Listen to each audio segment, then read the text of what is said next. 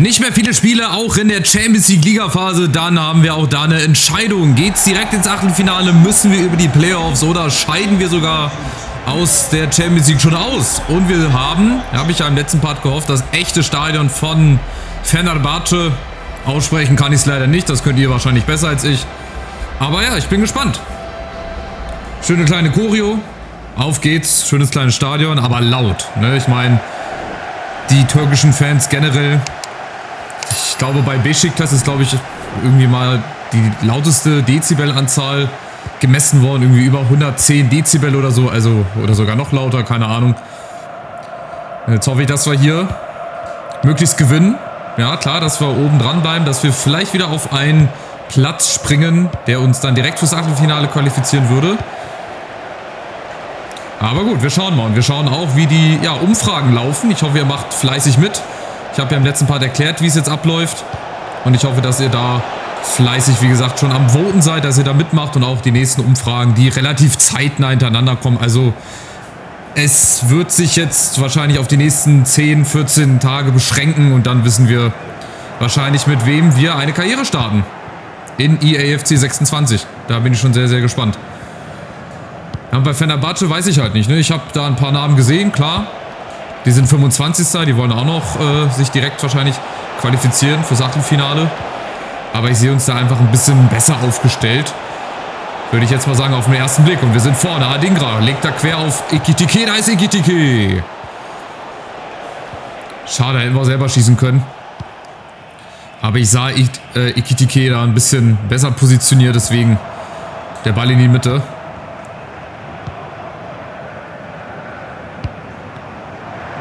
Szymanski, Elisiri natürlich, das ist zum Beispiel einer, den ihr auch schon mal gehört habt. Den habe ich ja auch schon mal in meiner Frankfurt-Karriere damals gehabt. Und Fenerbahce kommt über Szymanski. Und der Schuss, den kann Fofana sogar annehmen. Aber wie gesagt, sehr, sehr gefährlich. Und dann die Chance, wenn Quiroga diesen Ball hinkriegt. Aber die kriegen den nicht sauber über 10, 15 Metern zum Mitspieler gespielt. Ich weiß nicht, woran es liegt. Aber das ist unmöglich. Egal welchen Spieler du hast. Das ist nicht möglich. Und Ngumu. Schön gegen den Kopf. Mit ein bisschen Glück zu Adingra. So, und jetzt schnell umgeschaltet. Ekitike vorne. Kriegt da nicht ins Spiel. Da war die Chance gewesen. Ja, Ekitike war auf dem Weg nach vorne. Und ihr seht. Söyüncü, ja, kennt man auch. Ex-Freiburger, Ex-Leicester City-Spieler.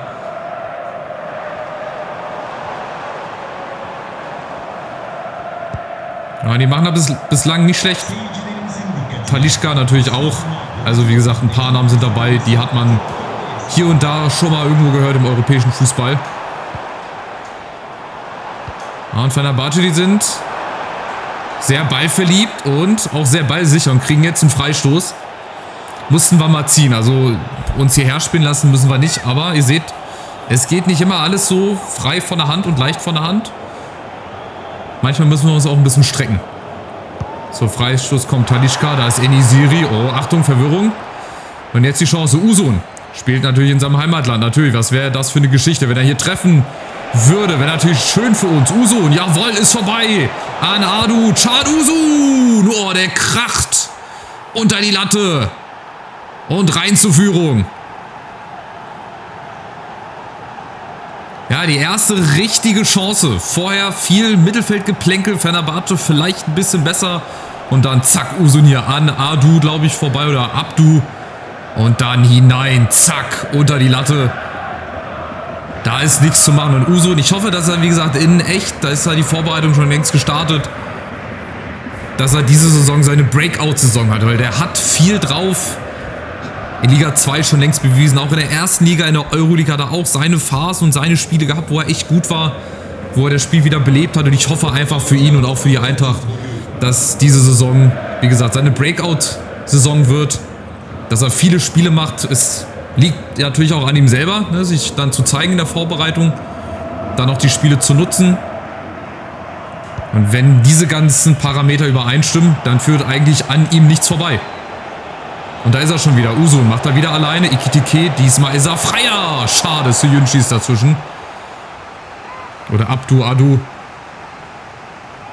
Das wäre die große Chance. Oder das wäre das 2-0 gewesen. Chance war da. Chance ist auch wieder da, Ekitike.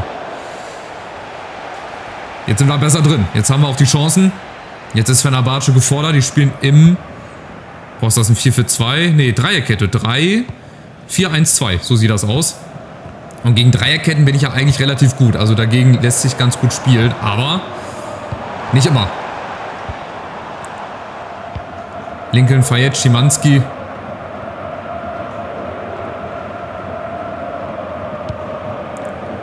So, hier viel Ballbesitz auf Fred im Mittelfeld. Ja, in Gomu auch ein schneller Mann. Aber bislang kriegen wir das ja alles gut verteidigt. Quiroga ist da. Kommt vor dem Aus. Schade. Aber der gefällt mir echt gut. Habe ich jetzt, glaube ich, auch schon öfter erwähnt, dass der einen richtig guten Job macht. Achtung, Fred ist völlig frei. Und Fofana. Wir stehen dazwischen. Sehr schön. Verteidigung steht. Mittelfeld auf Fofana. Und jetzt die Chance wieder umzuschalten. Unsere große Stärke. Adingra, Fofana. Oh nein, Uso muss entgegenkommen. Nicht weglaufen. Und dann jetzt die Chance von Enisiri. Der ist durch. Der Durchbruch ist da. Enisiri. Natürlich. Auch er muss immer gegen mich treffen. Das ist Wahnsinn.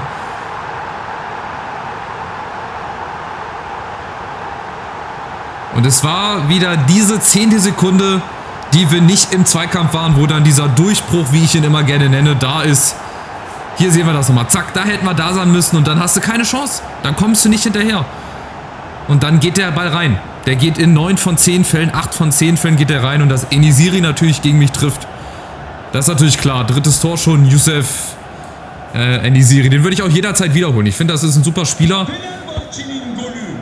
Genau.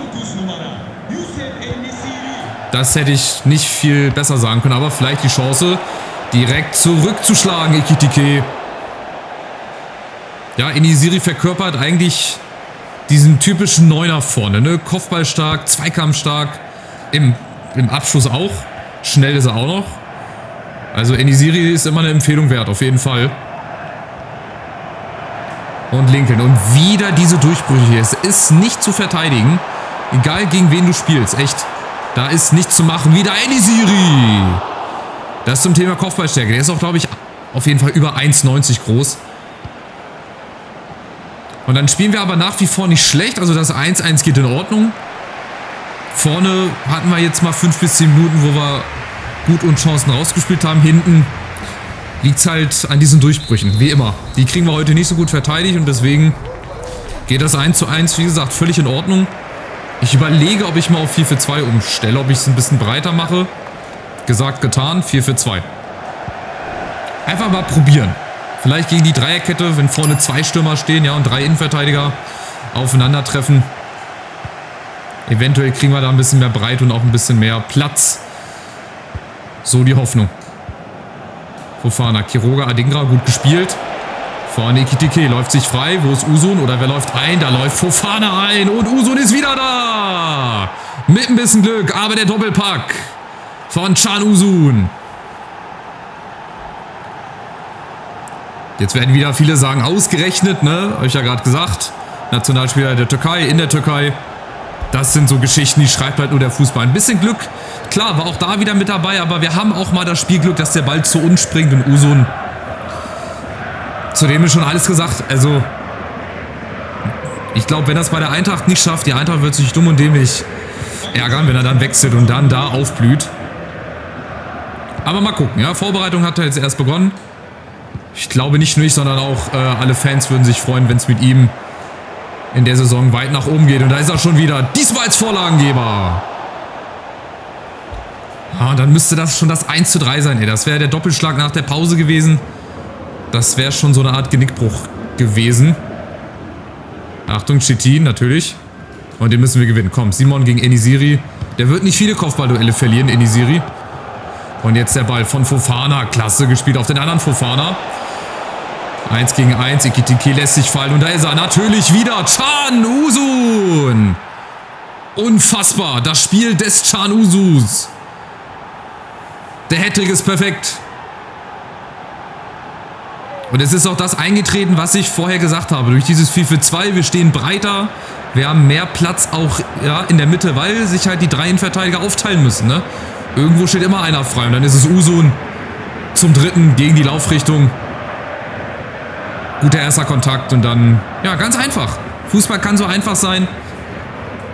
Ich weiß nicht, warum wir uns manchmal so schwer tun. Und das ist, glaube ich, ein richtig guter Schritt, ein großer Schritt. Oh, jetzt laden uns aber ein. Jetzt laden uns Fenerbahce und Co. aber zum Tor schießen ein. Wow, wow, wow, wow. Was für ein geiles, rausgespieltes Tor. Da muss ich mich mal selber loben. Die Verbeugung natürlich. Und jetzt mal ein anderer Torschütze. Aber wie es gespielt war. Zack, 1, 2 Kontakte. Und ihr seht einfach, was möglich ist. Ja, wir haben auch viele Spiele mit dabei. Das sieht sehr behäbig aus und sehr schwer und ein ganz großer Krampf auch manchmal. Aber ihr seht, wenn es läuft, wenn uns der Gegner dann mal einlädt, zu was wir imstande sind. So, und das war halt der Doppelschlag, der Dreifachschlag, wenn du so möchtest, direkt nach der Halbzeit. Und jetzt geht so ein bisschen dahin, habe ich das Gefühl. Für Fenerbahce. Uzun will noch, Ekitike auch noch. Hätte man gar nicht so gedacht, ne? Nach der ersten Halbzeit. Aber nachdem wir auf 4-4-2 umgestellt haben, ihr seht, auch immer eine gute Formation. Aber Ferner ist noch nicht geschlagen. Kroos ist da, Lincoln auch. Und natürlich wieder En-Nesyri, der kommt wieder zum Abschluss. Und auch er mit seinem zweiten Tor. Aber auch da sah Santos wieder nicht gut aus. Also der war nicht gut geschossen. Das werden wir jetzt auch gleich nochmal in der Wiederholung sehen. Der war nicht gut geschossen, aber er kriegt irgendwie die Hände nicht dran. Hier, Lincoln rübergespielt, dann ist Simon eigentlich schon im Zweikampf drin, gewinnt den eigentlich. Und dann der Abschluss. Also für mich ist der... Hier, da ist doch der Fuß von Simon, der tritt ihm noch hinten in die Hacken rein. Also für mich ist der haltbar. Tut mir leid. Den muss er halten. Ist jetzt nicht so, dass er platziert in die Ecke geschossen wäre.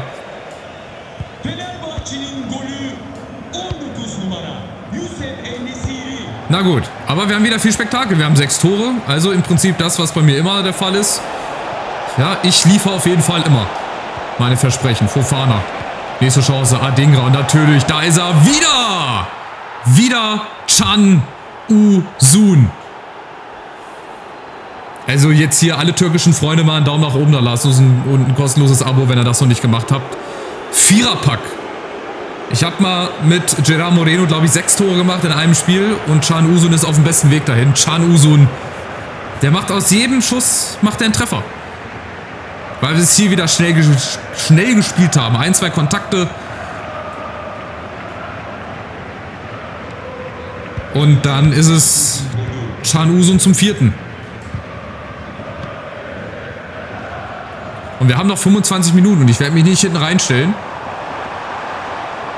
Aber natürlich wäre ich auch sehr dankbar, wenn wir nicht gleich wieder ein Gegentor bekommen würden. Quiroga ist da. Ja, kommt wieder nicht hin. Simon, der hat noch nachträglich Gelb bekommen.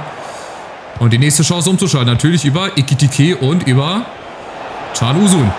Gegen Söyüncü. Und nimmt da Adingra mit. Jetzt in der Mitte Zubimendi. Richtig gut freigespielt. Und Zubimendi. Oh, warum mache ich es nicht alleine? Mein Gott, da will ich es auch wieder zu sehr... Barca-like. Ins Tor reintragen am besten, nochmal quer gespielt. Das hasse ich manchmal echt. Warum schieße ich nicht selber? Dann steht 6-2. So habe ich jetzt aber die Möglichkeit mal zu wechseln. Uzun bleibt nochmal drin. Duro kommt rein. Außen über Bahoya oder mit Bahoya. Baum können wir für Kroos reinbringen. Bisschen schon für die Liga. Aber da ärgere ich mich immer. Warum mache ich den nicht selber? Ey, Zubimendi war doch frei. Ja, das sind so Sachen, die habe ich manchmal drin bei mir. Die werde ich auch nicht rauskriegen. Auch im nächsten Spiel nicht. Auch in 10 Jahren nicht wahrscheinlich. Wenn es das dann hier immer noch geben sollte, natürlich. So, wieder die Chance hier. Fofana mit Bahoya. Ja, dazwischen. Sehr schön. Ah, José Mourinho. Guck an. The special one. I prefer not to speak. If I speak, I'm in big trouble. Wenn er Gefahr für die über Uzun heute.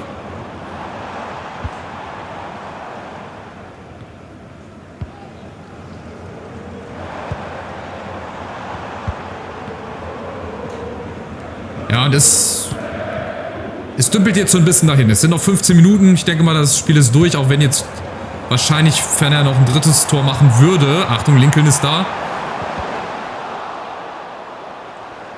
Dann würde das Ding aber trotzdem für uns ausgehen. Also wir haben wirklich in der zweiten Halbzeit richtig gut gespielt, Chancen gemacht, Chancen gut rausgespielt. Und Fenerbahce lädt uns halt auch ein zum Tore schießen. Das ist Hanebüchen, was sie hier machen. Bahoya, nächste Chance. Usun läuft wieder ein, aber Duro möchte auch gerne. Duro. Und Bahoya, im Abseits. Ich habe nur drauf gewartet, auf den Pfiff. Und dann setzen wir uns oben fest. Also ich glaube schon, dass wir die Playoffs dann fast sicher hätten, aber ich möchte natürlich direkt ins Achtelfinale. Ich möchte gerne die Playoffs umgehen, weil das ist auch immer die Chance, dass du dann schon ausscheidest und dass die Reise dann schon vorbei ist. Aber nicht von Can Usun. Can Usun! Oh, kein Tor. Oh, oh, oh. Menschlichkeit.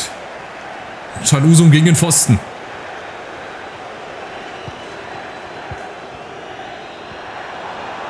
Und nochmal Lincoln vorne rein. Nee, das ist jetzt Verzweiflung. Das ist zu ungenau. Aber ich bleibe weiterhin drauf. Warum nicht? Noch haben wir Zeit. Duro möchte gerne auch nochmal treffen, habe ich das Gefühl. Und es war dann aber trotzdem das Spiel, was ich auch erwartet habe, dass wir dominant auftreten, dass wir viele Chancen bekommen werden, dass wir die auch nutzen. Aber du kannst auch gerne mal gegen so einen Gegner ins Rutschen geraten. Und Fenerbahce kommt nochmal über den Gumu. Santos kommt wieder nicht raus. Und dann fällt noch das 3-5. Ja, Tor Nummer 8 in diesem Spiel. Aber das verstehe ich auch nicht. Da brauche ich auch den Keeper nicht raus. Und wenn ich schon auf rausholen drücke und der kommt da nicht raus, da merkst du halt auch, ja, guck mal, ein Gumu feiert sich. Jetzt rennt er noch zu den eigenen Fans oder wie? Ich weiß nicht genau, was er davor hat. Die Führungskamera wackelt hier. Da hat gut Quiroga nicht aufgepasst. Das ist dann zu einfach, aber ich konnte dann auch nichts machen. Ein Gumu mit Hilfe des Pfostens.